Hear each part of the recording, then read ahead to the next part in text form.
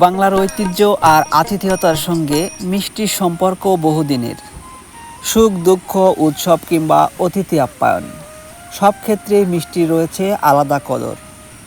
দর্শক, আজ আপনাদের দেখাবো শুরু থেকে শেষ পর্যন্ত মিষ্টি তৈরির পুরো প্রক্রিয়া। সম্পূর্ণ ভিডিও জুড়ে আমাদের সাথেই থাকবেন। দেখতে পাচ্ছেন মিষ্টি তৈরির ছানা প্রথমে ভালোভাবে মেখে ছোট ছোট বলের আকার দেওয়া হচ্ছে। অভিজ্ঞ কারিগরের হাতে নিখুঁত ছোঁয়ায় প্রতিটি মিষ্টি যেন এক একটি শিল্পকর্ম। ভাই, এখানে আপনার কি মিষ্টি বানানোর প্রক্রিয়া চলতেছে নাকি?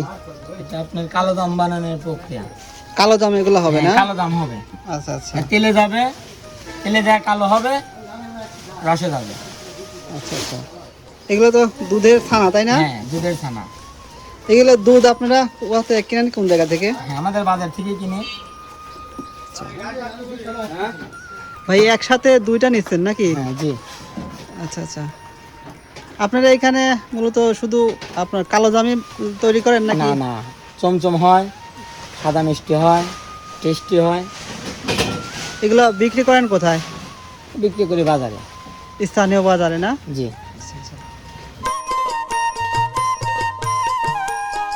এখন কাঁচা মিষ্টিগুলো ধীরে ধীরে গরম কড়াইয়ের তেলে ছাড়া হচ্ছে। সোনালী রং ধারণ করা পর্যন্ত যত্ন নিয়ে ভাজা হচ্ছে প্রতিটি টুকরো। ভাই, এরকম কত সময় তেলে ভাজবেন? 10 মিনিট 8 মিনিট। 10 মিনিটের মতো না? তারপর আপনার রসে ডুবাবেন না?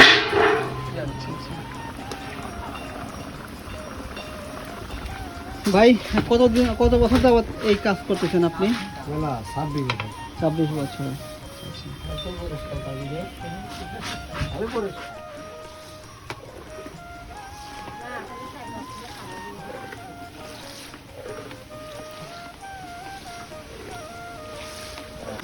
ভাই, মিষ্টি কি আপনি অর্ডারেও তৈরি করেন?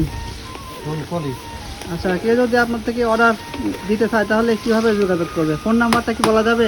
বলা যাবে। ঠিক আছে, বলেন তাহলে। 01749 01749 78 8025। ঠিক আছে ভাই।